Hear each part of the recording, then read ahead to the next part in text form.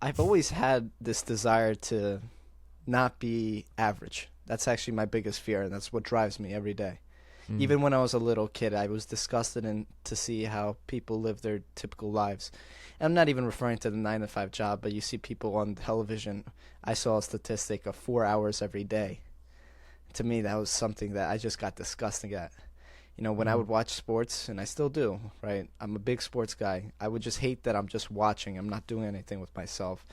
So that came from my childhood.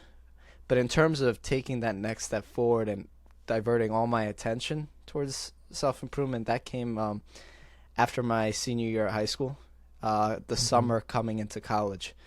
I remember seeing my first budget, or first how much college would cost, and I Mm. understood my parents didn't save any money for me in college, and I Okay. was considering, what do I want to do and how am I going to overcome this?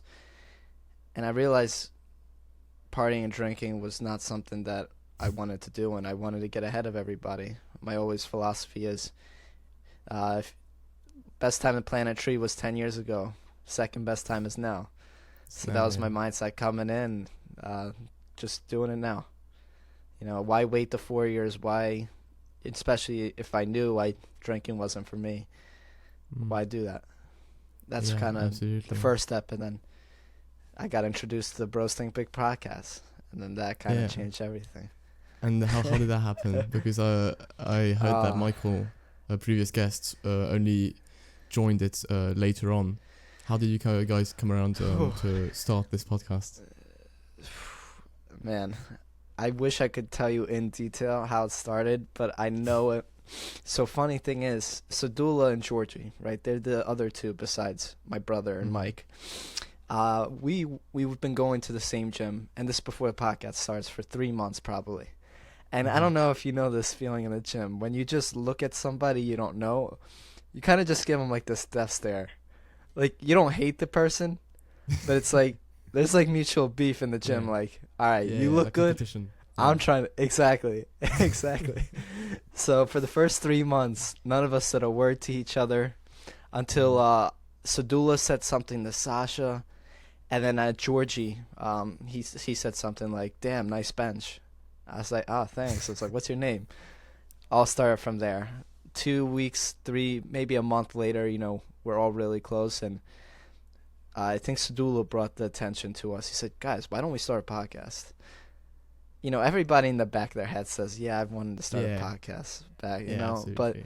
the reality is no one actually fucking does it. I mean, yeah, there's a lot Yeah. of podcasts out there, but if you look at how many people want to and how many people Mm. do it, astronomically different number. Yeah. So I was like, this is going to help me stay accountable towards my goals. This is a way to Mm. document my journey. I don't know if you've ever heard of Alex Hormozy, but he has this one line, which Absolutely, yeah. is, everybody wishes that Jeff Bezos and Elon Musk documented his journey. So you kind of get a glimpse. If I Yeah. ever get successful, and I will, It manifestation, is, yeah, yeah. Absolutely, um, I'm rooting for you. there's going to be that idea that, same for you, by the way, there's going to be that idea that you can see what was I doing at 19, 20 years old to separate Mm-hmm. myself from the pact. That's Mm. kind of the backstory. I know that was a little long, but No, it's I think perfect, it's man. It's important now. perfect.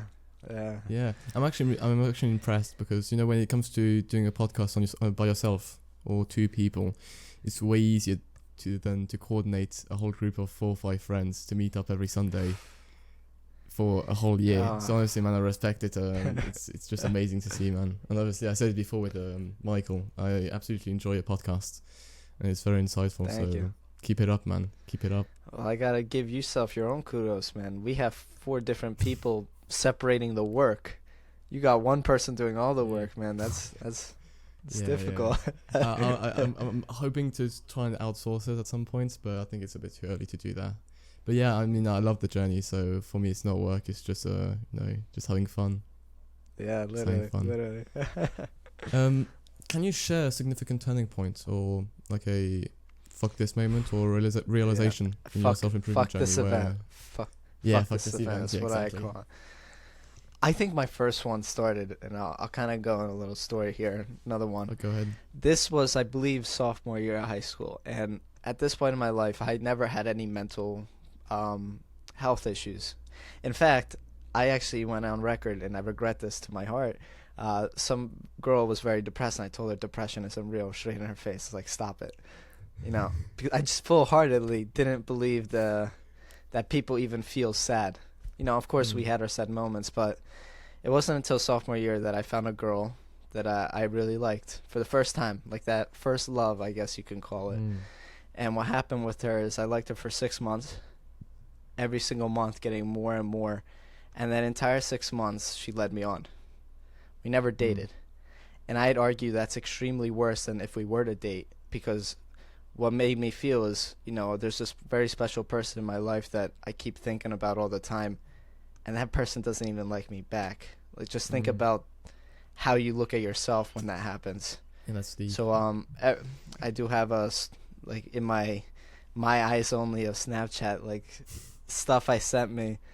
I like asking myself, future self, I really hope everything's okay. I fucking hate being by myself, but at night I would just every single night kind of get really, really fucking upset.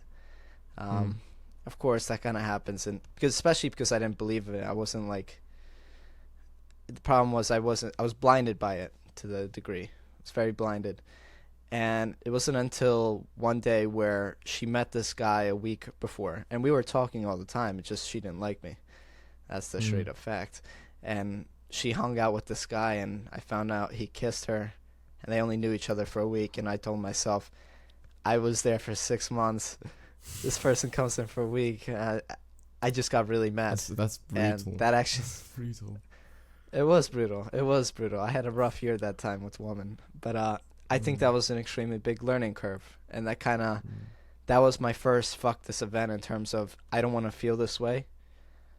I have to. I mean, part of the reason was I always believe if you even get cheated on, partial reason is because of yourself. You know, if the woman respected you enough and you were doing your part, she wouldn't cheat on you. Now that's not to say that it's your fault. What's at full, but I do believe that a partial reason is because of yourself. So that was my first FT event, in terms of I got to really step up. And I think my second one, my big one, was senior week. I don't know, you Europeans kind of do it different. I heard you guys, at least the friend I spoke to, you guys travel every city across Europe for 2 weeks. Or am I mistaken? Was that one person? Wait, well, after you graduate high school. Oh, I see. So you no, not necessarily. I mean, back in Belgium, what we did is that we had a big trip towards the last months of our high school, but we didn't do anything like after we graduated. We traveled to Europe. We didn't do anything of that. Oh no, really? But that's Belgium. So maybe France or the other countries do that. I didn't know that. But in America, it's you go on a week with your buddies to a place, and every single day we would drink and smoke, and I'll tell you what, degenerate stuff. I fucking hated it. Like, I full-heartedly hated that shit. Yeah. I did not feel not that good, and I realized this is the fucking worst life I can possibly live. I have to do something about it. I can't go back here. So those were my two separate FT events, in my opinion. And you said it was a learning curve for you. What did you actually learn from it? Let's take the case of the girl didn't like you back. What did you learn from this? Maybe to up your game with girls, or tell me what you learned. No, what I learned from it is to be more careful. And I was so blinded. That's something I've had a problem. In fact, right after this girl, a couple months later, I actually dated this girl that had 17 boyfriends before me. And by the way, she was 17. Shit. So, yeah. I'm telling you. As a kid, I was fat. I was very chubby. So it wasn't until freshman year that I slimmed down. So I had this idea that I never talked to a woman. I don't have any sisters, anything. And that was a big problem in my childhood. I was very uncomfortable around women. And the second that a girl would like me, I automatically fell for her. Just like a snap of a finger, no matter what she looked like, simply. So what I learned from these lessons is to be way more careful. You know, I believe it's I forget if it's David Ramsey says this. Your most important financial decision you'll ever make is your partner. And that's the lesson I've really learned is, my next girlfriend, I'm gonna be very careful for. I've had a couple girls, Mm. very little. I don't talk to a woman at all, realistically, but I've had a couple girls, have interest in me, and I just didn't want it because I knew that Mm. it has to be, of course, not perfect, but you have to be really careful with those type of decisions. You know what I mean? Mm. Yeah, no, you really have to be cautious to who you give your time to, and That's who you very give your true. attention to, because obviously time is money, right? You can't just waste your time speaking to a girl there. So yeah, you gonna say something? Or No, I was just gonna quickly mention I did have after that I had a girlfriend for 2.5 years, and I was okay. very fortunate. She did. We broke up and everything, but I'm a guy who, I mean, she didn't cheat on me that I know Mm. of. She played a Mm. fantastic role in my life, and she was my first lesson of what it really means to have a long relationship and what has to be done. Mm-hmm. So I kind of learned my lesson, but of course we broke up. So there's times, Yeah. there's flaws, but you got to be very careful. That's all I gotta say Yeah. to everybody. Real Completely careful. agree. Completely agree. Going back to self-improvement, how would you define it, like in your own words? And do you link self-improvement with entrepreneurship? Because I know you've got an interest in entrepreneurship in the last few months, years. What do you have to say about Yeah. I don't think self improvement is entrepreneurship. I mean, if you are an entrepreneur, by all means, you have to be on self improvement. But in terms of, you don't have to be the lead guy to be on self improvement. I think you can be the CEO of a company, build your way up from the ground, and still have to go through self improvement. That's just as important as an entrepreneur. So I want to that? get that off the bat. I mean, I don't think that's two words that should be correlated together. But in terms of how I would define self improvement, it's very simple. It's my lock screen. It's actually, I don't know if you can see right here. It's actually this poster behind me, if I can point my finger right there. And that is Kaizen.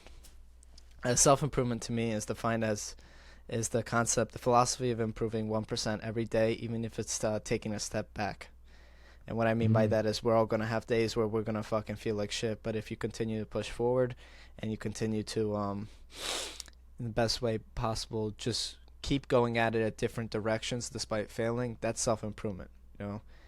You have to take a step back to take 2 steps forward a lot of the times. You kind of have to put your ego aside, and that's still self-improvement. Okay.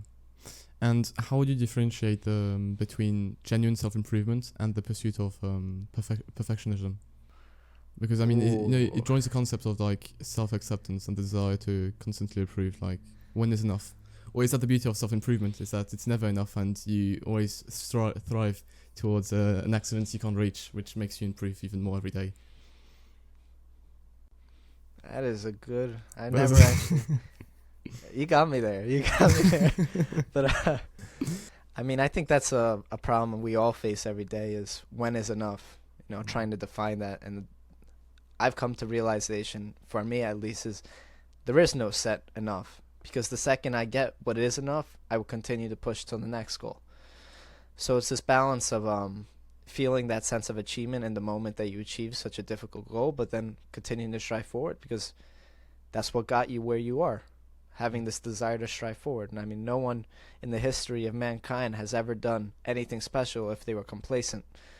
So the idea of perfection, that's a hard one to define, but I mean, we're all trying to strive as close as possible, but I think in the back of everyone's head, they know they'll never be perfect. And unless you're extremely ignorant and think you are the one who controls the world, you're going to understand that coming into it is you're not going to be perfect, but you strive for it every day because that's how you get better. Mm. Is that a good way? Absolutely. Did I kind of answer your question? Yeah, no, Agree? yeah, absolutely. Okay. Mm-hmm. And I like to like also correlate it also to the gym, because when you go to the Yeah. gym, every time you see yourself at the pump, right? And you can never be your pump, because the time next year you reach your pump, when you go back to the gym, there'll be a new pump, and you can never be the pump you see in the gym. So that's also like you work hard like every week to basically obtain the body that you desire. but the one you see in the mirror every time you finish your session, you'll never actually manage to get there. So it sort of, comes back to the whole, you'll never, reach what some would call perfectionism. Yeah, some would call it madness, honestly, which is sort of mad, but I think that's, the beauty of the game is to What do they call it? constantly thrive. Madness or insanity. Madness. It is. You have to be insane in order to be great at something. That's the reality. No, absolutely. Yeah. To go onto a more or a different path, Yeah. what are your goals and aspirations? Because I know you're in college right now, right? In Penn State University, studying finance, I believe. Yes, correct. What are your goals with that? Are you thinking of stopping, and do you have any side aspirations or goals you're trying to achieve for 2025 or the next years? Man, I wish I had my phone on me because I have my goals written down. But to give you a short idea of what it is, it's number one, the idea debate between college. I am planning to finish my college pursuit. Okay. Simply because you're better with the degree than without it. I mean, that's my only definitive point in terms of, especially the cost that I'm paying. I think it's absolutely worth the investment. Again, maybe an opportunity arises and things change, but to me, I have no problem finishing college. I think that it will help me. I'll give you a little example. I'm going to visit the NASDAQ options trading floor this Tuesday. That's an excellent opportunity that I definitely would never have the ability to unless I was in college. Oh, so it's part of the curriculum.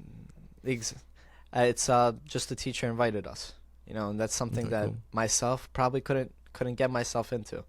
So stuff like that I take and I appreciate. But on top of the question on terms of goals and achievements, there's three that I've wanted. There's a lot of important things in my life, but number one is the health and prosperity of myself and my family. I've been extremely fortunate to not have a significant person around me die, and I hope to keep it that way for as long as I can. I try to keep them healthy. I try to tell them what's good and not, but at the end, it's their decision at the end of the day. But in terms of my self goals, I want to achieve 5,000 a month one day this year. In terms of my web design business, am I on track of it? I'd say I have the potential to. I still have a long way to go, but the amount of work I'm putting in, I believe it's possible. If not this year, I know it will happen next year. But that I'm trying to make my goals as short as possible in terms of making them extremely hard to achieve, because that pushes me. Another goal I have is to have abs every day. For those who don't know, I went through a lot of people. I gained a lot of respect. I think a lot of people really did doubt me, and I hear it nowadays. I actually heard it a couple of days ago. I lost 43 pounds. I was 203 pounds. Yeah. If you check out my Instagram, you can see the I saw the transformation. Yeah, no, honestly, it's mad. I didn't know what it correlates to in kilos, but it sounds impressive. Yeah. I don't know what that is in kilos, man, but I'll do the conversion later. Yeah. But it was 203 to 160, and it took me 9 months. Wow. And throughout those 9 months, I didn't eat a single dessert, besides the time I went to Europe. I mean, that was 18 days. So for me, I think a lot of people can't ever do that, and that is an extremely difficult goal to put up on yourself, is to eat no desserts. But I know that I'm equipped to doing that, because my whole philosophy is, if no one else will do it, then you shall. That was kind of my concept. That goes along with my goals. Is I want to have goals that no one else typically has. Again, the 5K a month a lot of people have, but they have to mean a lot to me. It's not just society's goals that I'm putting. It's something that I strive to achieve. And to have a good physique, the abs, maintaining the abs is something that, man, in my first 18 years of my life, I couldn't imagine having abs. I never did. So, and what really helped me is my dad would always call me fat, and he usually said it as a joke, but to me, I took it personal because, it mattered a lot to me. It was something I was very insecure about as a child. I remember one of my friends, I was playing shirtless in soccer, and he was like, "Wow, your titties move." And I was like, "Fuck me." that one hurt for a week. So, knowing how much and how insecure I've been about it, to say now that I have completely flipped a switch is just an absolute blessing and an honor. Yeah, and Those are are you my grateful goals. for this now? Thinking back, like your dad Fuck yeah, teasing you man. with this, or yeah, and your I insecurity. think it's That's really important, that's what man. pushed you. Absolutely. I'm such a big proponent on making your kids go through a hard time. It really has to be done that way. If my dad was just, there's a lot of people that tell, especially now today's agenda is you have to be very nice, you have to be very supportive. Quite frankly, telling somebody that you are a fat piece of shit can help you. And sometimes that is exactly what you need to push forward. So People do you don't think want to. parents are soft nowadays? Ah, man, I grew from a Russian family, if you know what that's like. But they weren't the typical Russians, but I've seen it all. That reality is, unfortunately, there are some kids that are not as driven as me, and for someone like that, if you were to tell them they're fat, that would only make their life worse. They're just not everybody can be so inspired or so motivated to do the opposite. Some people just like to conform to the negative things around them. That's very sad to see, but it's the reality is not everybody's perfect. We all have our flaws. So to answer that question, it's a very difficult one because everybody's so different. If I were to tell, for example, if my kid was a full-on gamer, right, and that's what he wanted to pursue, and you told the kid he's fat, I'm sure he wouldn't work out after that. He would just, be sad about it and continue to game because that's what he loves. So it's a very to each his own. That's the best way to put it in terms of how you should parent your kid. Yeah. Yeah, amazing. Yeah, and it sort of joins also constructive criticism. I think there's this quote in The Way of the Superior Man. Enjoy your friend's criticism. I know you do this with the podcasts, where you basically, Michael told me also, outside of the podcast, you guys sort of tease each other, and put each other on the spotlight. Oh, you have no idea. Yeah, you have no idea. I think that's brilliant, honestly, because I just recently started with my best friends, like trying to call them out a bit, not in a brutal way, like you're just a piece of shit, but be like, you said you'd do this, but you haven't. What do you have to say about that? I think it's a great motivator. Oh my honestly, God, and every it's group been of an friends honor, man. It's been an honor, seriously. I think we can criticize each other a little bit more often, in my opinion. But in terms of being able to argue all the time, a lot of people think arguments are bad for you. And the reality is that's because they only see it in the moment. When you get an argument, it's extremely, extremely humiliating to say I'm wrong in the moment. And 99% of us won't say it. But I promise you what will happen is once you go home after an argument and you start to think about what the other person actually said, you say, you know what? That point right there that he said, he made a good point. Let me look into it more. So for me, arguments are one of the best ways in terms of taking away your ignorance debt. That's what I like to call it, is we are paying an ignorance debt of financially, whatever it is, that things we don't know. And it's not until you listen to the other side of the story full-heartedly that you can know. So that's the beauty of an argument, is you hear two different perspectives. Two sides to a story. Exactly. You hear two different perspectives. And the thing was we argue about, there are a lot of spiritual arguments. But on top of that, it's also things about our mindset, how we should look in life in terms of, my most recent argument that I was involved in was this Sunday about I'm not empathetic. I don't know if you can tell that already, but for me saying I love you... You did mention that last time. That's something that I got from my dad. The matter is, Sadula was telling me, dude, you can't be telling yourself you're not empathetic. You can't say you can't change it. Stuff like that. And then we were debating all about that. And do you think that's from your Russian side? Because I with this sort of stereotype that Russian is not empathetic, do you think that's actually from your Russian side, or it's just there? I don't know if it's genetic, but for my whole life, every single time someone says I love you to me, I just feel this sense of, not disgust, but like it just doesn't feel like, I don't like it. I always like to do, for example, I don't want to wash the dishes in front of my mom and her tell me thank you. To me, I hate that idea, like wanting the credibility. No, I hate that. I want no one to be there, do the dishes, get out of there. They come home, they see the dishes are done. My mom, on her side of the story, always wanted to do stuff without people knowing. You know, she told me a story of a soccer player on my team that she paid for without telling the coach not to tell her about it, that she paid for it. My dad's side, he's absolutely not empathetic, and that's why I love our relationship so much is, you know, he doesn't have to tell me I love you to know I love you. You know, I kind of understand the mutual way. So I think it was a big part of my childhood. It really was. Who I surrounded myself with in terms of, you know, your biggest thing, people you learn from are the people you spend the most time in as a child, and that was my parents. I find it really interesting the way you said that, you know, you keep saying to yourself that you're not empathetic, and that's going to actually push you to not be empathetic. And I realized this recently with, you know, forgetting names. I keep telling myself I'm shit with names.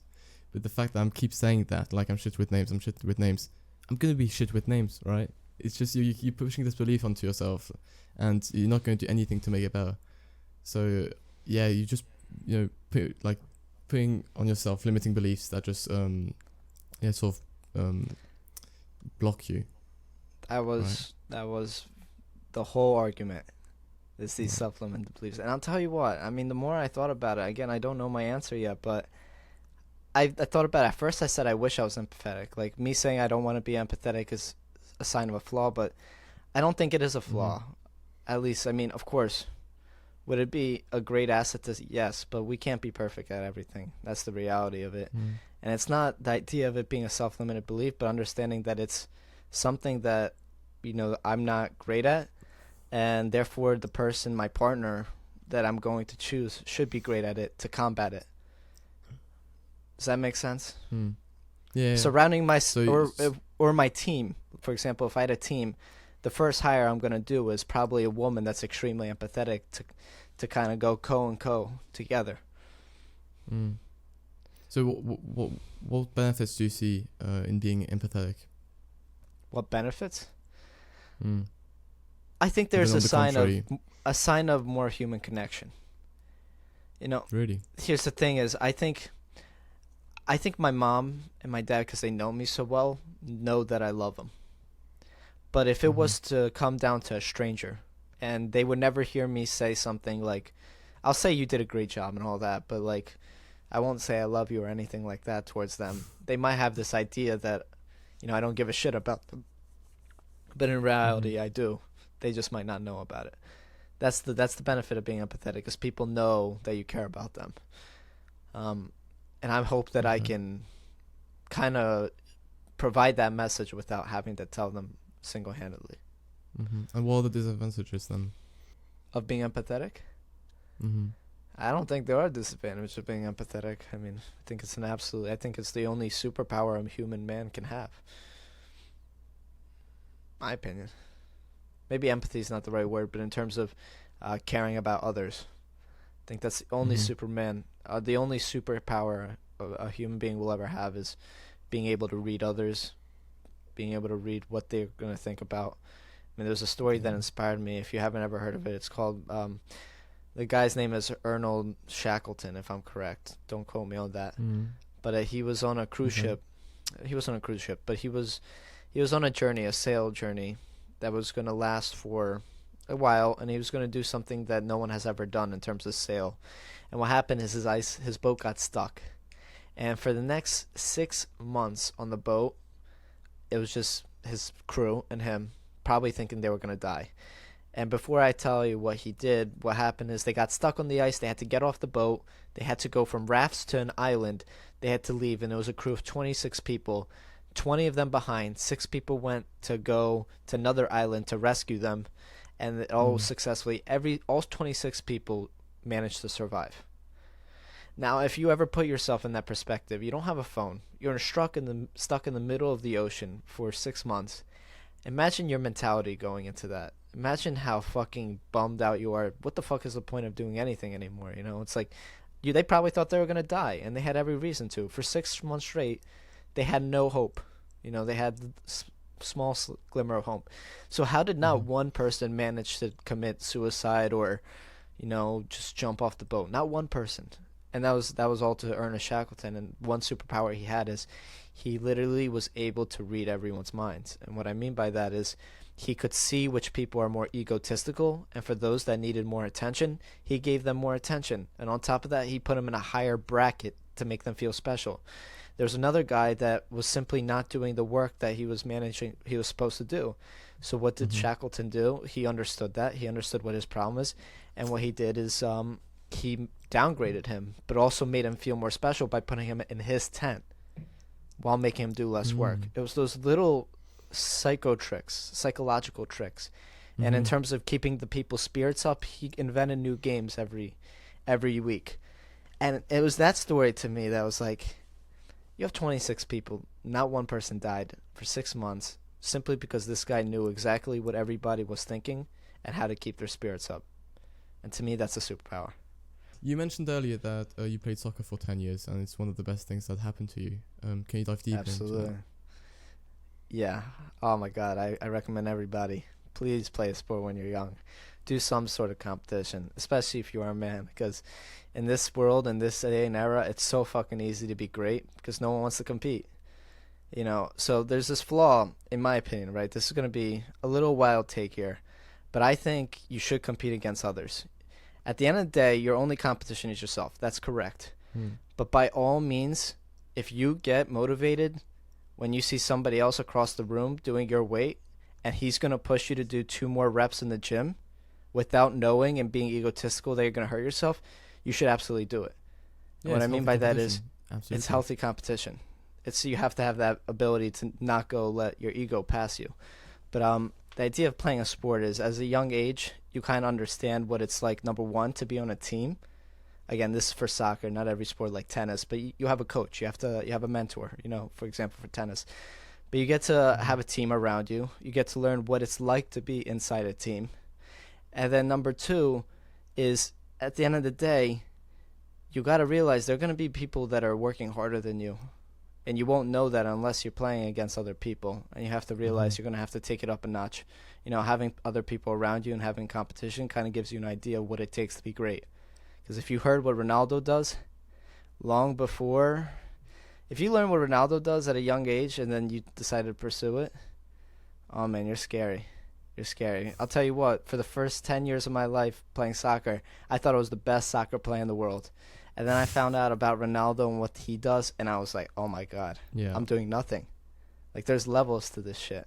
And that's what sports kind of gives you the idea of, is you're not just going to be great by just sitting on the couch, then getting up twice a week to play soccer, You have to put it in every single day. And that concept is applied to every single business, whatever you pursue in life. Yeah. So you would encourage everybody to do some sort of sport, and would you encourage collective sports, or even single sports like tennis or ping pong? Just anything, man. Just anything. Anything, as long as that's something. That's something. We were actually speaking on this matter earlier. Competition nowadays, it's like, parents get mad at us for, flipping out over a game and shit. Like, it's not that serious, bro. It's not that serious. Yeah. I'll tell you what, nah. If you have that inside you where you can't take a loss, you are set, man. You are set, because that's going to take you farther. You're a fucking beast.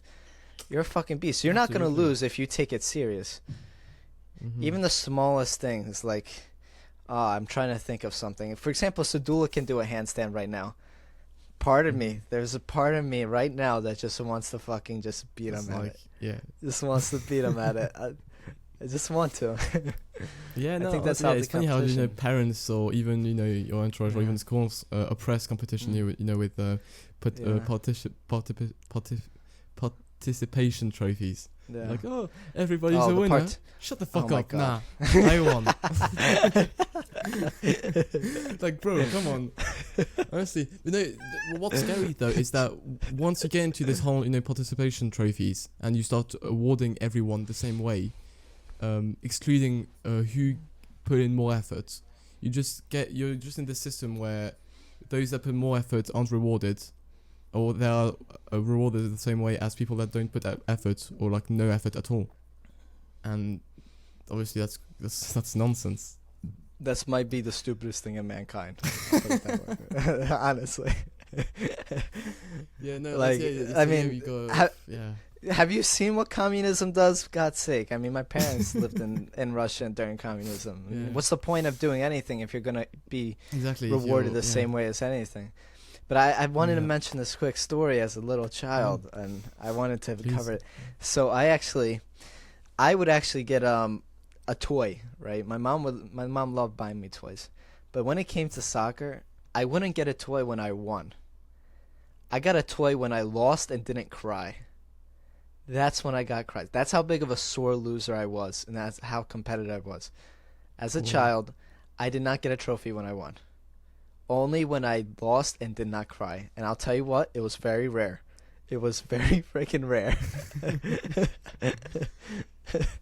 That's how interesting. competitive. I'm trying to see it like because obviously you see that Man. as a good thing, right? That your Oh mom my rewarded God. you when you did lose, but you didn't cry. You see that as a good thing, right? Or not? Ooh, that's a good question. Because I guess I mean, is it a good worked thing out. because it sort of teaches you to like even though you lost, okay, you can be as angry as you want, but like you don't lash yourself out. Yeah. Yeah. That's very true. I think we've all had that high school buddy that would cry when they would lose, and we just got annoyed by it. It's annoying. Yeah. It really Yeah, is. yeah, you no, know honestly, what I yeah, mean? it's this, yeah. There's being a sore loser, right? And then there's being the guy that hates losing, but is stoic and sort of like controls his emotions, even though he's boiling in Exactly. the inside. Exactly. Because that's something also that's Congratulate very the other team. misunderstood. Yeah, exactly. Yeah, you've got to be fair play for sure.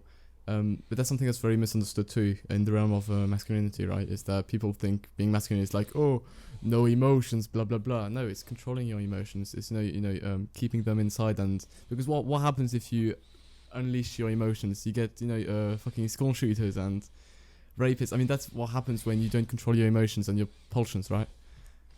Jared, you are spot on there, man. I don't think you could have put it more on the money, man. More Oh, on the thank you, money, man. dude. So yeah, Seriously. no, you've got So just to circle back to the whole competitive aspect is that I believe every man should be as competitive as possible, but when it does come to losing, do control your emotions, don't lash out, don't be violent, because I'm sure there's losers out there that lose and fucking break their racket or start fucking punching the other team, and that's Yeah. violent as fuck. So yeah, just control your emotions, be as competitive as you need, to obviously strive towards your goals. But yeah, don't lash out. Never. Absolutely. That's Enjoy very your interesting. win. Enjoy your win. And yeah, But and it's enjoy gonna your be your win, yes, last. Absolutely. Enjoy your win, but it's only Yeah. going to be your last one. Yeah. Tell you that. Exactly. That's very interesting. I'm glad you brought that up. That was a very interesting topic, man. Talking of topics, what are some of your favorite topics when it comes to self-improvement, or that you like to discuss on the podcast, that you have passion for? There's these topics that you like to talk about. You're like, yeah, it's fun. But then there's these topics that you have passion for, and you're like, yeah, I want to Yeah. talk about this, blah blah blah. What's that for you, man? Yeah. For me, this is a great question. I love talking about this. So I call myself, a lot of my parents, my grandparents, they call me a self-proclaimed philosopher. That is what I call myself. So, but it's not rather the idea of philosophy, because I looked into it. I looked in the questions they asked. They're not the things that interest me. But what I like to kind of delve into, and I think it's so powerful, is the study of perspective and how you perceive your life in certain situations. What has helped me so much in terms of, I don't get mad that often, and it's not because I can control my emotions. Of course, that plays a portion of it, but the reality is it's how I perceive life in the moment. For example, when my girlfriend broke up with me, I had two options: cry about it, or tell myself it is what it is. There's a reason it happened. God put this out here for a reason, and I just have to figure that out. And that's the kind of mindset I chose in the moment. Is in certain situations you should be saying it is what it is. Does that make sense? I hope I'm trying to articulate this in a very philosophical level. There's certain situations. Let's say you win. Let's say you win a trophy. You shouldn't have that mindset though. You shouldn't have it is what it is. You should be able to congratulate it and use your sympathy. So my whole point is there are certain situations where you should have these certain sayings in your life. And I'll use another great example. A couple weeks ago, I got on a 16 and a half hour delay for my flight. 16 and a okay. half hours. It was That's a supposed to long- leave at that's- 2:30. Supposed to leave Mm. 2:30, and then it left at 5 a.m. The one problem is it never flied. It got canceled after the 16 and a half hour delay. Yeah, Mm. that was And awful. that's when you apply your Yeah. All the other passengers were yelling at the flight attendants and all to Mm. myself, and I was very fortunate I had nothing the next day that I had to be at, but the reality Mm. is it's out of my control. If this was Absolutely, you can't do something I anything can about it. control, I can't change anything. Me showing up earlier, me putting more work in would not have changed the outcome of this flight being canceled. So why worry about it? I only worry about the things that I can control. For example, if I were to fail a test, I don't really give a shit about school. That's a bad example, but let's say I couldn't, let's say I couldn't land a client for my website. I understand I could have done a better job in whatever it might have been in terms of my presentation, in terms of my selling points, in terms of talking about my pain points. That's in my control. That's something I am going to care about and try to worry about. But this whole idea is something I'm so passionate about, is certain perceptions at certain situations in your life will make your life 10 times better. 10 times better. And I forget the episode we talk about this, and I really wish I knew it on the top of my head, but there's a couple episodes about that, and I was talking a lot, and I was very excited about it. That's something I'm very passionate. No, it's very interesting because it goes back also to Stoicism and the whole stillness, because like if you take, because a metaphor for analogy for Stoicism is like a rock, like a stone. You're still, right? And even though everything changes around you, like the weather, flights getting delayed, your girlfriend's emotions, even your emotions, even though everything changes, you stay still. And as you said for the flight, right? The flight isn't there. If you go fucking yell to the flight attendant for like an hour, be like, oh, blah, blah, blah, blah, it's not going to make a difference. Oh, do you imagine if the plane just comes back? Oh, okay, here I am. No, it doesn't work like that. So I completely agree with that. The whole, it is what it is. It's out of your control. You see, it's so hard to fucking There's no control. point. Yeah, there's no point fucking crying about it. It's just deal with it. It is My what it is. reality is, you're not dead. You're not dead. Yeah, exactly. Yeah, And those you're alive, bro. the people that stress out when they fail a test. Oh, what's gonna happen in your life? You got a bad grade? Boo hoo. Are you dead? No. Are your parents dead? No. Is anything about your physical appearance change about you? No.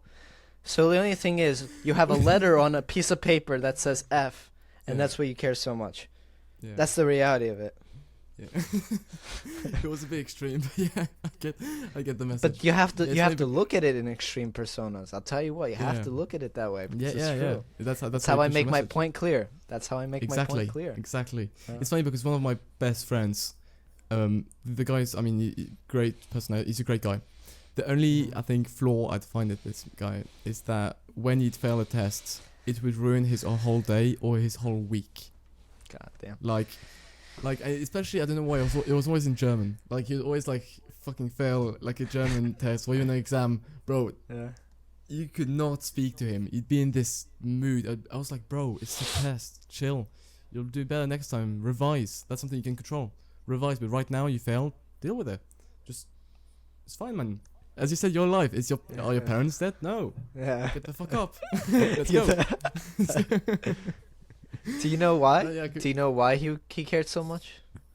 Do you have an idea? No, I think he was also like pressure from his parents. I think, which is understandable to a certain degree, right? But at some point you did fail. That's it, right? You're not gonna. It's really as bad as it is. If it is bad, like if your parents are gonna, I don't know, punish you for it or something, it is as bad as it is. So there's no point crying about it. Obviously he wasn't crying, but just in a bad mood. Yeah. And I know he's gonna watch this episode. He's gonna be like, "You bastard." But it's a great example, and I like to take it. But that's another problem though, is that parent pressure. There's also this. I don't know why I always come back to this book, The Way of the Superior Man. There's this chapter called "Live a week or live as if your parents are dead, as if your father exactly. is dead. Yes. Your father's dead. Yeah. Yes. Obviously, it's not literally like, oh, my dad's dead. It's more to relieve yourself from the pressure, or some pressure, if it's even unconscious or conscious. of your parents, and I found that very deep. What do you think about that? About parent pressures? So Do you I'm have not any going to examples speak. of that? I'm not going to speak too much about it because I've been very fortunate in terms of, the pressure upon me has not been anything significant. A lot of the pressure I put on me is self-inflicted. So I don't want to really cover this topic too much, but I mean, of course, there's a sense of pressure of finishing college. There's a sense of pressure of finishing when I finished high school. My dad wanted me to be a soccer player. When I decided I was gonna stop, that hurt him. But it's this idea to me. Everything has mattered. Again, they have been very supportive. So I'm not gonna speak for everybody else, but for my Syrian situation, I'm always going to choose living my dream over my parents' dream. That's the reality. Yeah. I mean, because that happened with my mom. At least that I think of. She wanted to be a teacher. She loved the idea of being a teacher. But my grandparents were very strict. And they made her become a lawyer. And for a good portion of her life, after her and my father divorced, I was scared. I didn't want to come home. Because she would come home at like 12 p.m., 11 p.m. I'd actually rarely see her. And the situation was that when she would come home, all she would do was yell at us because she was cranky. Because she hated, number one, she's going through a very tough time. And number two, she hates her fucking job. And that made it 10 times worse. She comes home from dealing with miserable people. And then she comes home and she yells at us for, let's say we didn't do the dishes. She would yell at us. So there was a certain part of my life where it's not that I didn't want my mom to come home, but I was like, fuck, my mom is home. You can't deal with the stress, Yeah. Because she basically lashes out all the stress she had during the day. Exactly. So I single-handedly saw what happens when you choose to conform to your parents' pressure. And on the other side, my dad chose something that he struggled at for a large portion. He's a financial advisor. But I see the way he has lived the last couple lives in terms of he's barely in the office. He gets to enjoy his life. He lives in Florida now. He's on the beach every day. And I kind of saw both sides of the story. So that's really helped me understand, like, for the life I want to live in terms of living a tranquil life, you have to choose the path you want to go. So I'm not laughing about that. It's just the word tranquil. I didn't know you could actually... I never actually heard it in English. It's from French, really? Yeah. Tranquil. Yeah, in French it's tranquille. I'll tell you what. That's actually a message I tell everybody is don't live a happy life. Live a tranquil life. Because happiness is just an emotion. You can't always be happy. But what you can be is in a calm and peaceful mind. Despite knowing that you're going to be sad at certain situations because, we are emotion. We have emotions inside us. But tranquil is something that you can achieve. You shouldn't have goals which are impossible to achieve. You can't always be happy. Exactly. Yeah, I like that. Yeah, because emotions are fleeting. And being tranquil is a whole way of living and a state of mind that you've got to achieve. Exactly.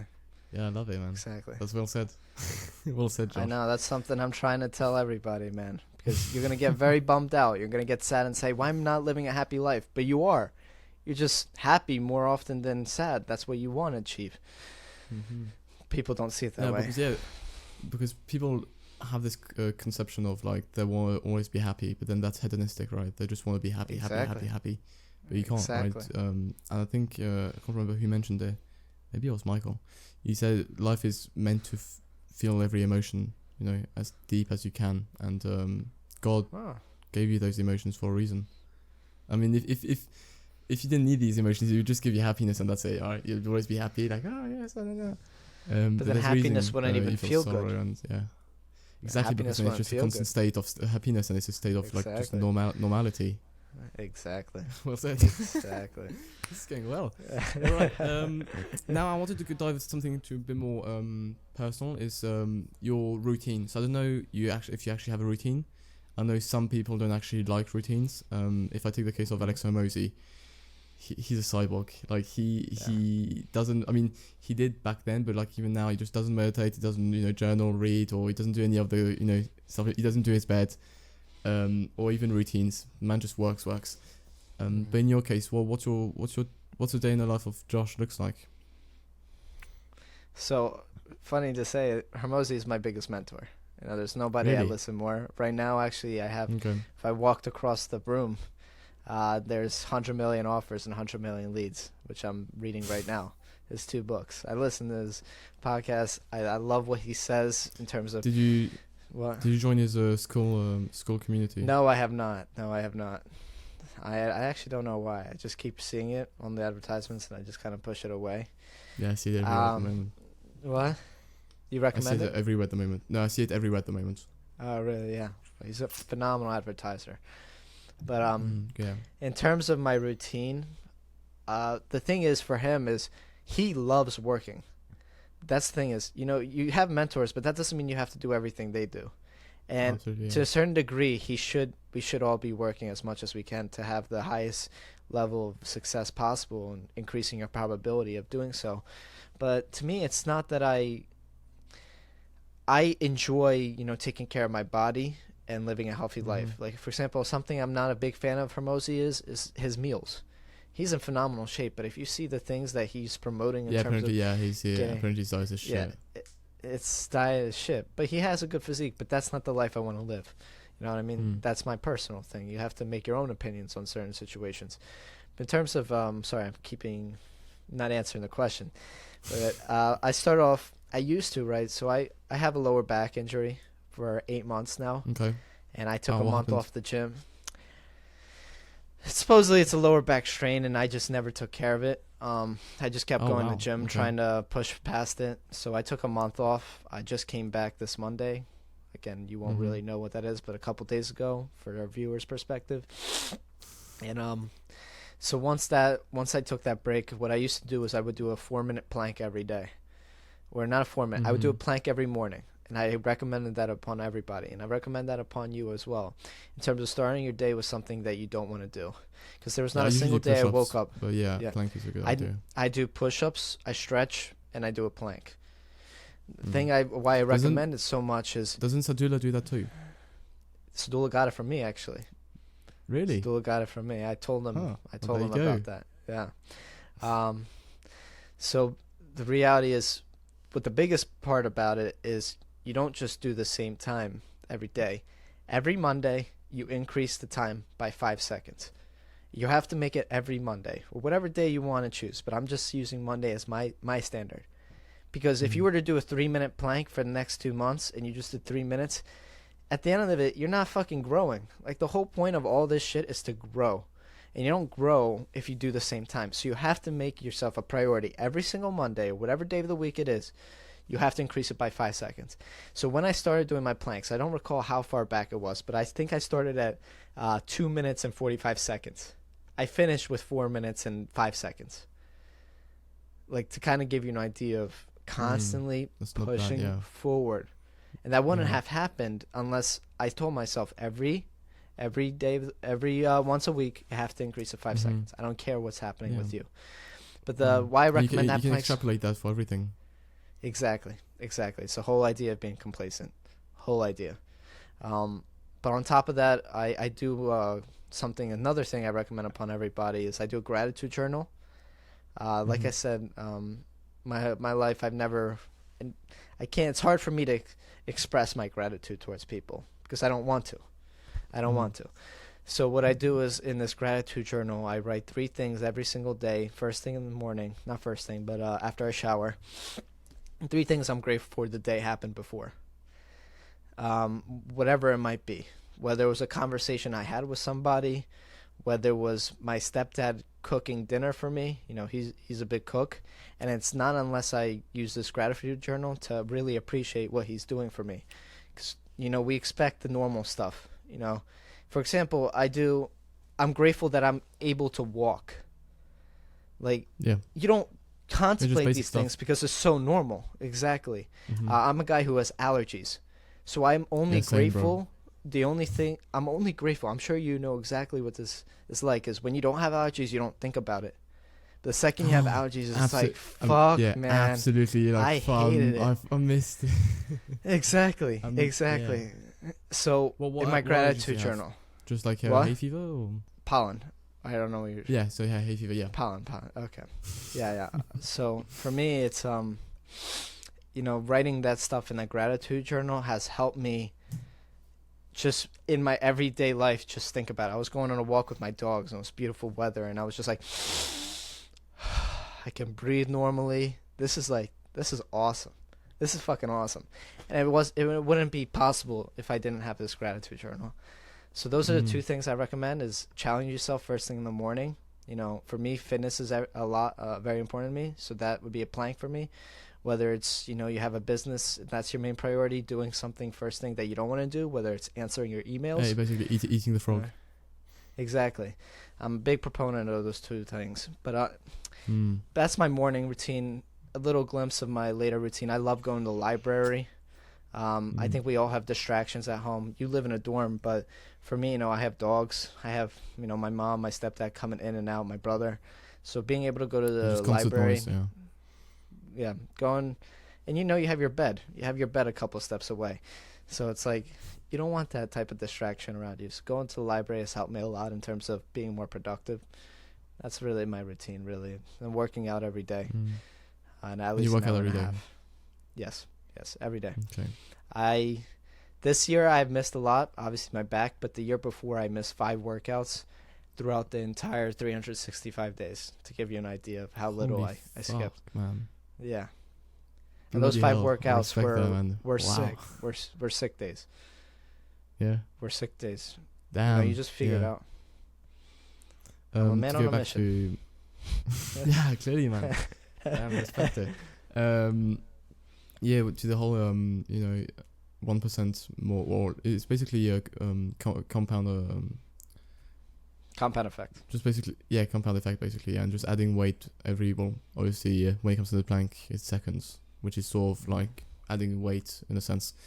I think it goes back to a quote from Einstein. I think it's like constantly doing the same thing over and expecting a different outcome is madness. You can't expect to do 3-minute plank every week for a year and then be like, oh, I can suddenly do 7 minutes, or if suddenly you got abs, or maybe that would work. But obviously, just doing it and obviously doing better every week. And as I said, you can extrapolate that for every aspect of your life.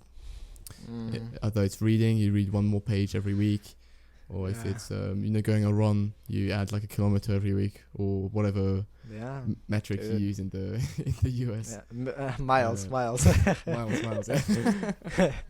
I should know this. I live in the UK most of the time. I used to do my push-ups every morning. I stopped that since I'm back home. Actually, it's funny. I discussed this with one of my friends. Is that since I'm home, like all the bad habits are coming back, because this is where I sort of had all my bad habits, and then all the good habits started to come when I was on my own at uni in my room. And it's the whole idea of changing your environment. When you want to do your habits, I think it's just something like Atomic Habits, where change your environment and then it's easier to become a new you and a better version of yourself. But as soon as I get here, there's always the snacks in the cupboard. They're always there, and it's just all this stuff, and it just reminds you of all the bad habits you used to do, and you just basically just fall back into them. Dude, your environment is everything, man. Everything, when you talk about when you talk about how was I not able to eat desserts, it's simply the idea that I didn't have desserts around me. Now I did. Exactly. Now I did with my parents. But it's a whole it's so much easier if you just don't have to look at it. So much easier. And that's the whole concept with everything. It's not hard for me to not party. Why? Because anytime I have any thought of partying, I don't have anybody. I can't ask anybody to go on a party. So your environment is everything. It makes everything 10 times easier because you don't have the idea to go back towards something. No, I love that you said that. I love that you even mentioned that. Yeah. No, and when it comes to environment, just to clarify for the listeners and the viewers, it's not only the environment you're in, but also obviously the friends. The friends make up of your environment, right? The people you spend time with. The objects. I mean, I talked about this with Christian Van Camp in episode, I believe 15 or 16. It's also to your advantage, right? I mean, obviously, if you've got good friends in your environment, it pushes you forward. And even this whole concept, of having a water bottle on your desk, as it's in your vision and it's there, it's going to trigger you to drink more. You have it too, exactly. There you go. And he actually mentioned something very interesting that I'd like to share. Is basically the whole idea of keeping, like a water bottle on your desk or something. It's great the first weeks, but then if you keep it in the same place, basically your brain gets used to it, and then it just doesn't think about it anymore. So what he did Very true. mention is that basically to move things around, so your brain always reacts to it differently, and just so you imagine I always keep this water bottle like on my right, like after a week I'll just put it on my left, and the brain would be like, ooh, the environment has changed, the bottle's not usually there, there's a water bottle, I'm thirsty, let me drink a bit. See, it's just it's all No, that's smart, dude. That's it's really funny because we're smart. breaking it down very autistically, but it is true, right? Just But move again, it I'm talking here, about the move water it here. bottle. Yeah, exactly. Just move it all over the place. But again, it comes to everything. Even if you have like a mood board, if you have your mood board there, at some point you're not even going to look at it anymore. It's just become part of the routine and the ordinary. But then if you move it silently, like on your floor, you're like, oh damn, it's there. Oh, by the way, my mood board's there. Huh. And then it inspires you, blah blah. So anyway, I'm going very deep into this, but yeah, obviously. No, I can. Environment's Dude, everything. this happened. Yeah. This happened to me. I like literally after this, I'm gonna move my to-do list. I have an essential thing I do every day, right? And the first week it was awesome. I read it every day, but now I don't even look at it. I don't look at it any day because your brain is used to it. It's just there now. Exactly. But then suddenly, if you put something super random, like in your toilets, you'd be like, damn. Oh. What the fuck? What the fuck is that? When your fucking fridge next to the milk. Like, see, so it just triggers your mind. You're like, that's because it's out of the ordinary, and your brain, you know how the brain filters out stuff. And it's funny because I talked about this also recently with how if you focus on the negative, you'll only see the negative, or if you focus on the positive, you only focus on the negative. Like for example, look around your room and count the number of green stuff is around you. Just do that quickly. Just look around you and look how many green stuff is around you. Okay. Just keep it in your head. One sec. Okay. All right, I got an idea. Okay. Close your eyes. Now tell me how many red stuff you saw. Can you say exactly? Because you were looking for the green stuff. Now, if you look around and you look for the red stuff, you'd see the red stuff, right? Yeah, exactly. Oh my god. So it's all about the filtering of what you see. And it's same with this analogy of skiing between the trees. Like if you ski between trees, instead of focusing on the tree, focus on the path. Once you focus only on the path, you won't hit the tree because the trees aren't in your vision anymore. You're focusing on the path. So it's all about environments, what you're filtering, etc. So I found that very powerful. I just went on a rant there. I'm sorry. Yeah, no, bro. This is fire, man. Yeah. This is fire, dude. I'll tell you what. Shit, dude. I'll tell you what. Our brain is so unique. You know, I'm very passionate on this. We know nothing. We know nothing. We know nothing what goes on in there. It's just yeah. No, the brain is mad, and we're constantly learning about it. It's just honestly, it's just crazy. I wanted to obviously talk all about that, and then move it towards your friends, right? Your environment, how that dictates you, and the whole. Everybody knows this rule. The sum of the 5 people you spend the most time with. What do you have to say about everything? That? And do you I talked about this with friends. They're actually scared of this because they don't want to sacrifice good friends, but they do, share bad habits together. And what are your thoughts on this, basically, of the whole sacrificing friends or laying down friends? I think it's everything. That. I think that if you want, if having success in your life, whether it be financially, spiritually, whatever it might be, you're gonna have to do that type of stuff. It's a non-negotiable. You just have to come to terms with it, and if you don't, well, then you'll lose, and that's fine with you. I can personally speak on my experience with my high school friends. I love them, right? They're good people, nothing but heart. But I saw it firsthand. What happened is, I didn't have this, you can call it competition in a way. It's like I was already, now I'm not going to call me better than any of them, but none of them were focused on the stuff I am, right? Like they were just there to have a fun time. I was there to, continue to push forward and to just want to get better, Yeah, exactly. But you could see the difference. Like I can personally tell you what happened is, I would conform to them. They would tell me, dude, let's just hang out tonight. Like, let's do it. I was like, yeah, all right, you convinced me. At a certain point in my life, I never even smoked. They convinced me to buy a cart.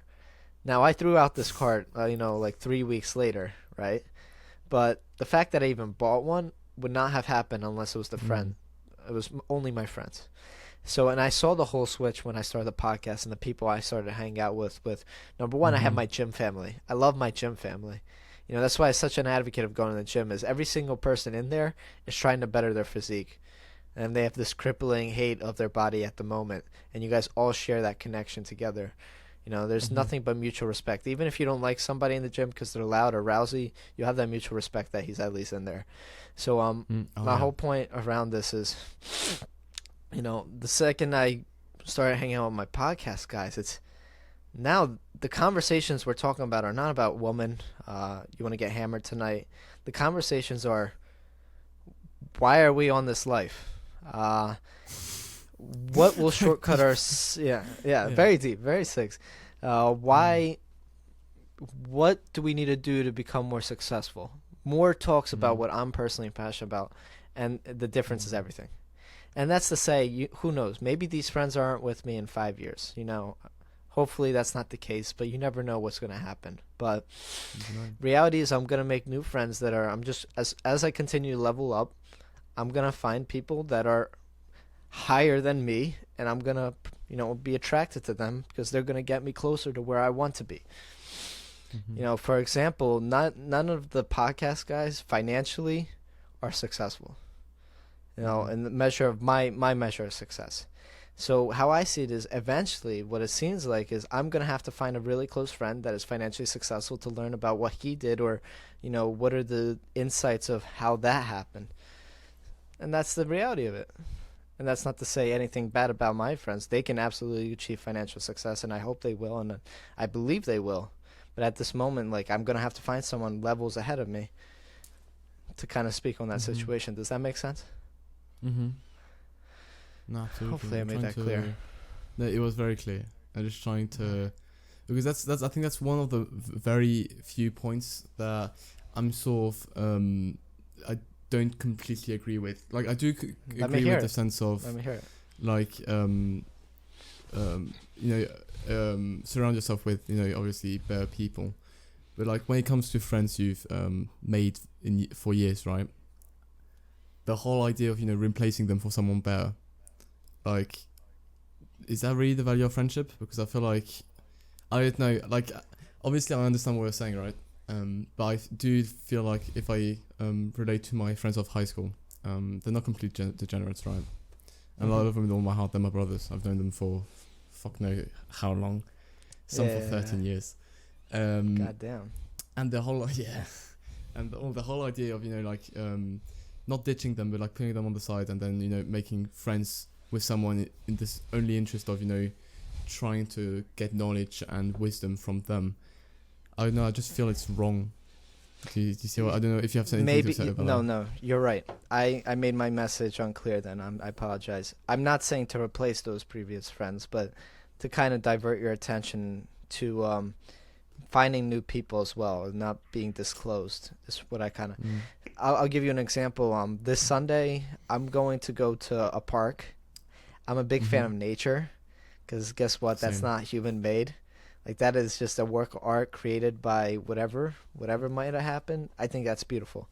So I'm going to go sightseeing and just walk around a park and reflect on stuff.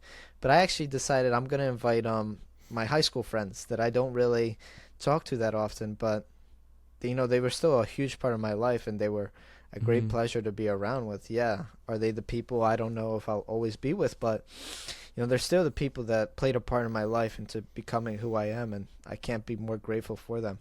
So there's an absolute balance of keeping them. What I meant is, you don't always have to hang out with somebody to be friends. You can give them a call once every 3 months. That's the special part of being a man, is you don't have to call all the time. You just can call them once every 3 months. Say, yo, you good? I'm good. All right, that's good to hear. Cool, sounds. You're alive? Okay, cool. Yeah. You're not dead? Yeah. Perfect. All right. And Sounds. See you in 8 months. oh yeah. Yeah. Yeah. And you can be It's best friends funny. for life with that. Yeah. It's funny you brought that up because again coming back to my high school friends. Since I've been to uni, obviously in another country, since June I've seen them 3 times, right? Really? Yeah. And how Well, how I've seen long? them in those times. Well, in August I saw them a whole week when we were in Italy, and then I mean, like oh, how long I've those known you three for? times.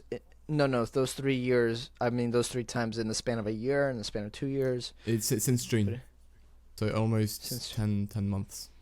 Oh, okay. Okay. Yeah. So I've seen them in August, I've seen them in October, and I've seen them in December. So, and I don't know, because I want to go pivot towards now more of time. What's your relation with time? Because obviously now I'm seeing that I'm growing up. Well, I'm only 19, right? I feel like time is just accelerating, like at a speed. I'm like, oh my god, I'm blinking. And it's already like, we're already in like April, almost April 2024. When I remember, like what? So, what do you think of the whole conception of time? And now, when like, you say conception of time, are you referring to how to take care of your time, or you talk about how to slow it down? I'm a little. What are you trying to in get both at? terms, like how I don't actually know what I'm trying to. I wanted to bring up the topic, but maybe in a sense of. I don't actually know, man. I just brought up the subject, like, let's talk about time, but like, like what are we gonna talk about? Well, I didn't know if you're talking about like how to stay in the present. Like I was like, concept of time. Yeah. Well, That's interesting. Yeah, like being present. I remember reading that book. But also, yeah, sorry, I don't know why I brought it up. It was like a deep shit, like death and stuff. No, like the whole I read this book called the Power of Now. I read it a while ago. Yeah. But the whole idea of trying to be as present as you can and try and enjoy the moment and not always thinking of tomorrow and your future goals and where you want to be, but instead obviously you still have to not obsess, but maybe obsess, but in a healthy way. Think of all those goals, but at the same time don't be stuck in the past too, but live in the moment. How do I stay in the present? That's a fucking hard question, man. I'll tell you what's helped me is kind of just making sure I do the things I love. Now, again, I kind of took myself away from soccer, and I want to go back, and that's something I'm striving to get back into. But when I played soccer, there's nothing else on my mind. It was just me and my childhood. You're just there. Exactly. Yeah. So that's the whole point, is finding your flow state task, because at the end of the day, you're going to think about the future. You're going to think about the past. Nobody has ever mastered that. That's part of human nature, is shit happened to us and we have something. Exactly. But finding that flow state finding something that you truly enjoy that isn't artificial, not like video games. That's not the way to do it. But something natural, whether it's going on a walk in a park. Those type of things, there's nothing else that can be on your mind in that situation, especially if you love them. The things that you love. Happiness is defined, and I think this helps with the staying present. Hermosi said this. Happiness is defined as spending the most time as much time as possible with the people you love, and doing the things you love, in the places you love. Those three things. The more you do those three things, the more happy you are, and the better chance you will to stay in the present. So whether it's you love your family, you love your girlfriend, go hang out with her, man. You're a girl and you love your boyfriend, go hang out with him. If that's the case of having to stay in the present. But we all have our times where we're going to go in the future. And that's just being conscious about it. And that's human, yeah. Yeah. I think it's a human need. Understanding it'll pass. It'll pass if you continue to, all you got is today. We all got our personal problems happening every single day. I think this obsession of always thinking about the future and trying to plan it is because we're deep down scared of because we don't know what happens, right? The future is unknown. And I think it's because we're deep down scared of the unknown, and we're trying to plan it as much as we can so we can somehow sort of tell what's gonna happen by planning it. If that makes I sense. think that's a portion of it for sure. I think the Yeah. other portion of it is not knowing what to do in the moment. You know, you have these high Yeah, ambitious that too. goals, Yeah. but then it's like, what do you do now? I have the Yeah. goal, but how do I achieve it? And a lot of Mm. people don't know exactly what you have to do. So it's a bit of, for Mm-hmm. sure, the both. I mean, Mm. we all fear the unknown. That's for a fact. That's for sure. That's for a Yeah. fact. Amazing. Okay. Are you a God believer or not? Do you believe in God? Or is that Man, a that's question a you ask hard yourself? question. What? Yeah. Uh, Is that a so question you ask it's yourself? it's very difficult. I'll tell you that. I am Jewish. You know, I have my chain. I wear this. I wear this not for the idea of being religious, but rather the people before me, and paying my respect towards In them, respect to having your them ancestors. Okay, yeah. exactly. As well as I love this respect bracelet that. to death because I don't know if you can tell. It's a family tree. Here, one second. The idea that I'm always wearing, Nice. my family around me is something that this means a lot to me. Very symbolic. In terms yeah, of very nice. in terms of God Himself, I like to believe in Him. I do believe He's real. I'm not atheist, but I don't practice in any prayers, anything like that. And the whole concept about that is, I think, it's again another study of perception. The idea of believing in a heaven and hell will make me a better person in terms of how I act every day. I don't have to full-heartedly argue that heaven and hell are real to believe in it. But internally, if I tell myself there is a possibility that this is true, there could be a heaven and hell. So why not, if it's going to make me do better actions throughout my day, why not believe in it? Why not? Exactly, yeah. So that's my kind of It's not philosophy gonna around cost that. you any. Yeah, it's not gonna cost you anything. Exactly. So it's a very difficult. I'm still trying to find my answers in terms of I'm not fully set and clear on that. But I do believe in God, but I don't practice anything. That's my best way to put it. Okay. To each his makes own. sense. That's something I'm gonna say all the To each time. his But own, yeah. for me, like I saw Sadula, Mike, for example, himself. A lot of his motivations come from God in terms of how he acts. I don't need that to find that same motivation. I find my motivation self-inflicted. So it's a matter of everybody has their own way of getting themselves to where they want. To me, that's just not God. And that's it. There's It's nothing funny you wrong say with that it. because that's something also Alex Hormozy is very like. Alex Hormozy is someone very not spiritual or God believing. Yeah. He's very Correct. system. He believes in systems and believes in acting. So do you think that's also something? That's why you like I align with Alex him. Hormozy because okay. We That have a makes lot sense. of very, very In common. real. Yeah, he's a very facts. The more work, one of the biggest thing I believe in is the more work you put in, is the more you get out, and that's the matter of it. So, whatever it might be, if you just do the work, you're gonna get the results. Not by. And another misconception that I personally don't like and I'm not a fan of is, people say God helped you, and I'm sure He did. God paved the path, but don't ever discredit yourself for the achievements you've overcome. I was gonna say, yeah, okay. So, I like heard a that great, recently. for example, my weight loss journey, I believe that if it wasn't for God, I have a great place I live. I have a gym to my disposal. He gave me this opportunity.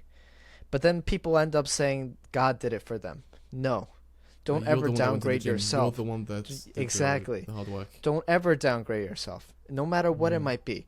Whether it be your dad calling you fat, that's not the reason you worked out. The reason you worked out is you decided to work out after hearing that. So don't ever discredit yourself. Always, understand that you are the reason where you are today, whatever it might be. If it was in your control, you're the reason you're there. I hope that. Wow, yeah. No, absolutely. It might be.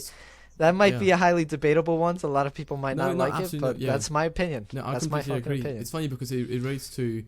So I got one of my best friends again from high school. He's the one that really got me into the gym, or at least sort of paved the way. Like Paved would the come way. with me to my first sessions and showed me how to do the exercises. And then I've been seeing lots of results recently, and I came back to him. That's awesome. And I was like, Sasha, bro, I love you. Thanks. It wouldn't have been possible without you, or it's all thanks to you. He's like, bro, no, you're the one that put the work in. You're the one that showed up every day. You made it happen, man. And I was Yeah. like, damn, yeah, you're right. He planted the seed, you watered it. Exactly. He planted the That's seed, exactly. you watered it. It actually relates to God. Yeah, you can't discredit yourself. You can't say everything. Absolutely. Yeah, because at some point, if you say just God does everything, you're just like, then what do I do? Yeah. What's the point of me Yeah. doing anything, right? Exactly.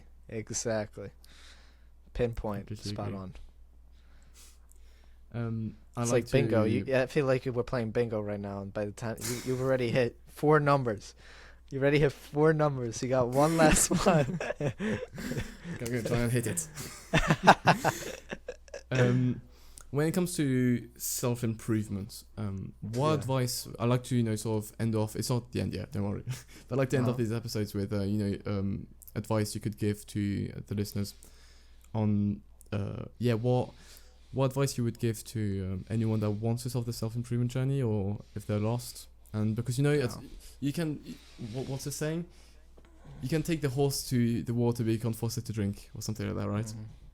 Mm-hmm. So what would you say to convince someone to?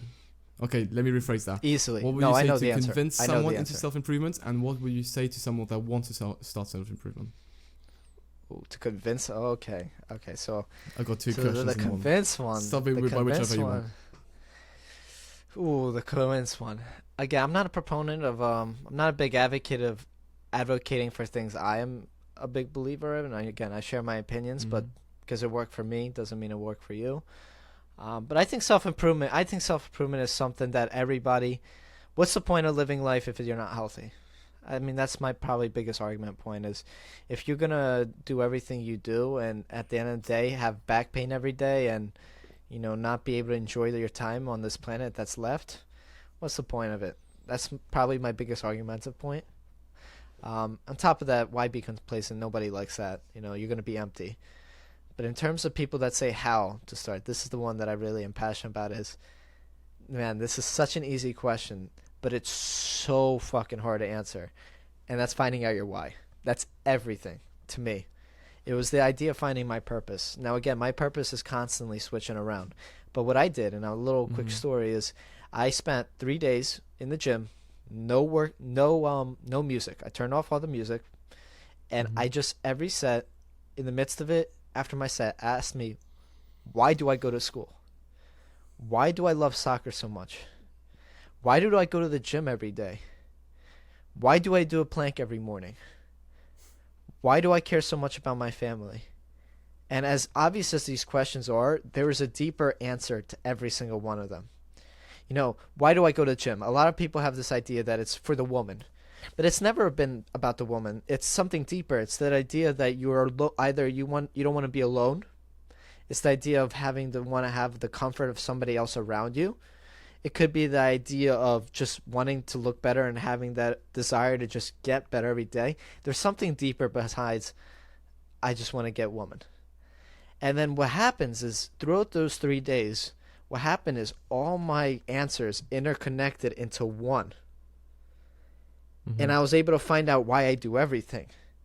And because I was able to find that out, wow. And again, because I was able to find every single thing about it, it's so easy for me to go every day because I know exactly what I'm going for. I don't have to think about a single. You know your mission. You know like, what you're dude, doing. Why did I eat no desserts? I can be the biggest motivated guy in the fucking world, but eventually that's gonna go away. I'm gonna have a sweet tooth. That's gonna happen. But there was something higher that I was doing it for. And that was the only single thing that got me through it. And it's so fucking powerful, knowing why exactly you do the things you do. So that, and to finish the story off, literally when I found that, my purpose, right? When I finally figured out, or at least my idea that what it is, literally 20 minutes later, I broke one of the machines. You know how they say you're stronger when you find your purpose? And I still, to this day, I brought the broken machine. I brought the broken cable, and it's sitting in my room to remind me of just how powerful I can be. Yeah. It's amazing. So I love that story. Yeah. That's wicked. It's helped me so much. Honestly, it has helped me so much. Now, again, I'm not perfect. I have my times where I'm scrolling on TikTok, or I have my times where I'm doing the things I shouldn't be doing, of course. But when I am locked in, when I am in the moment of doing something, it's so easy for me to stay there. I'll put it that way.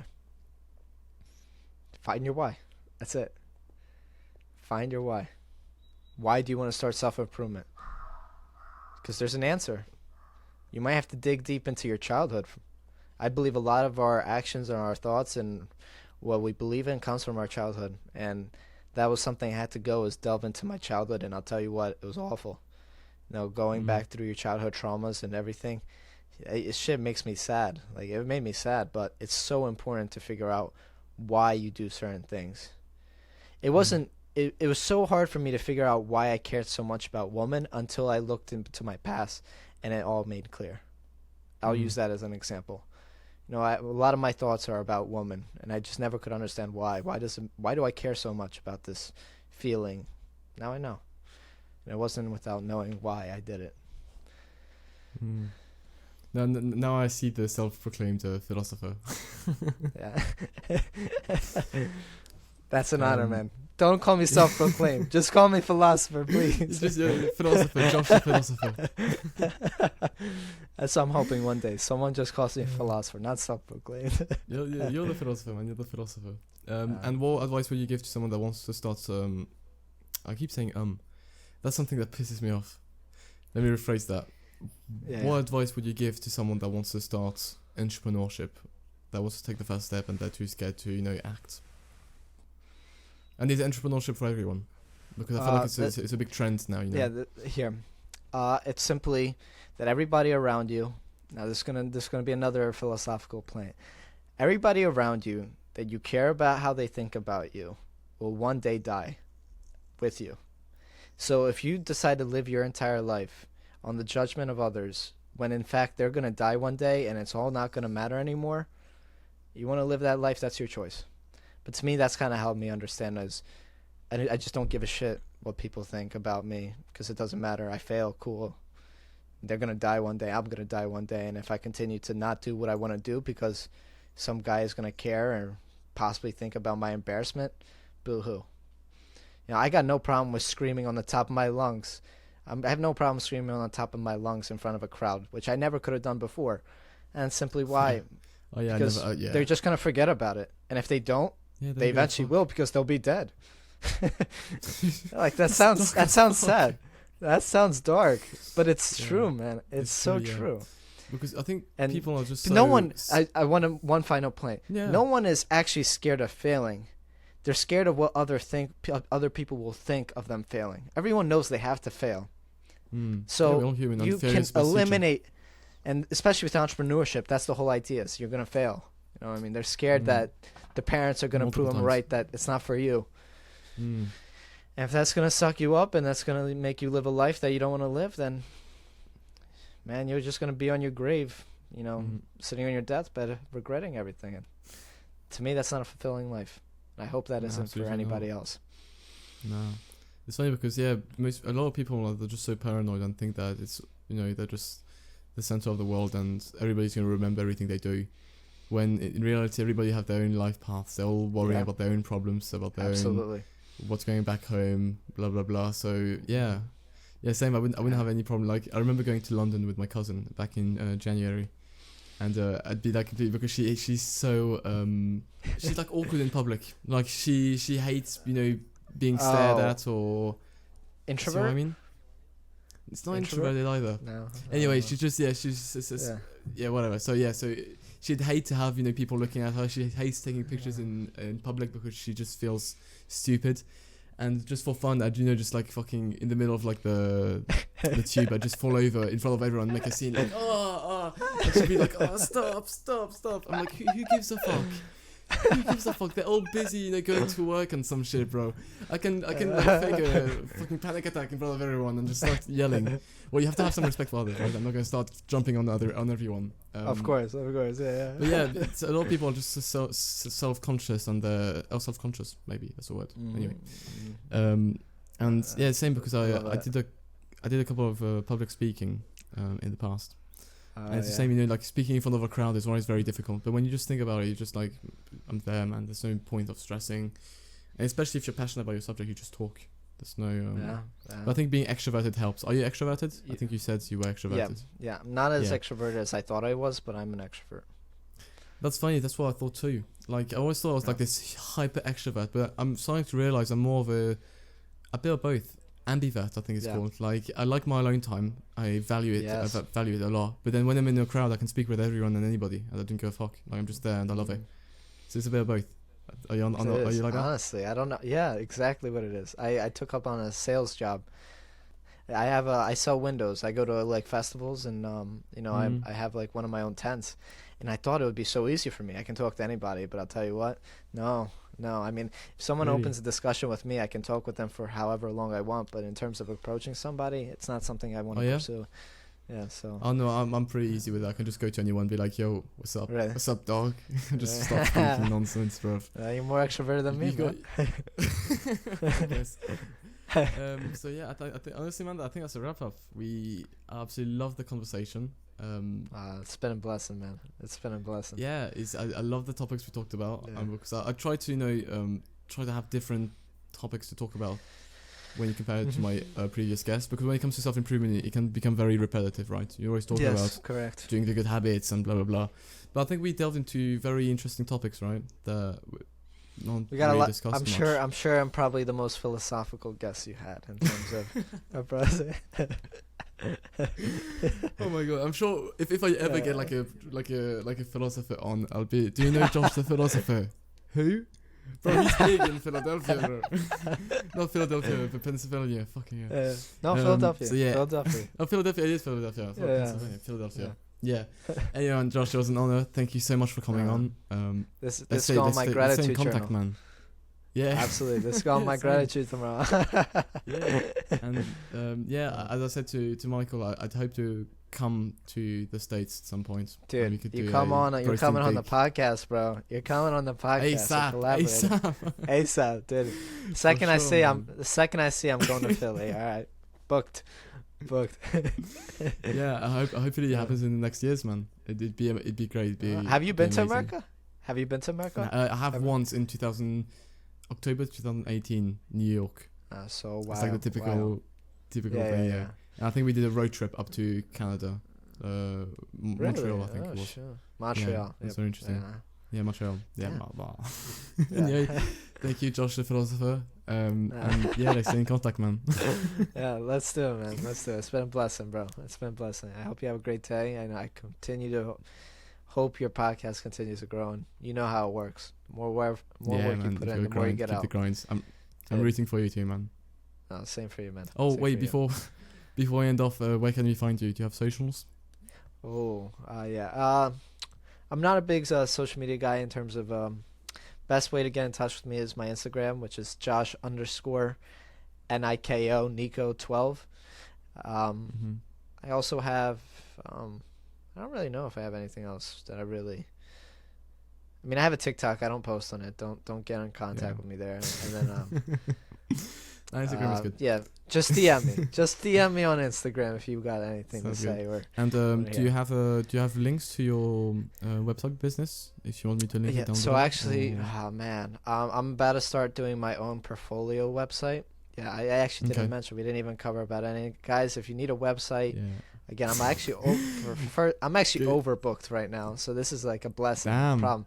Good problem to have. But Damn. in the future, if you got it in a month, need a website, just contact me on Instagram. Very soon I'll I'm put gonna create everything my own below, yeah. website.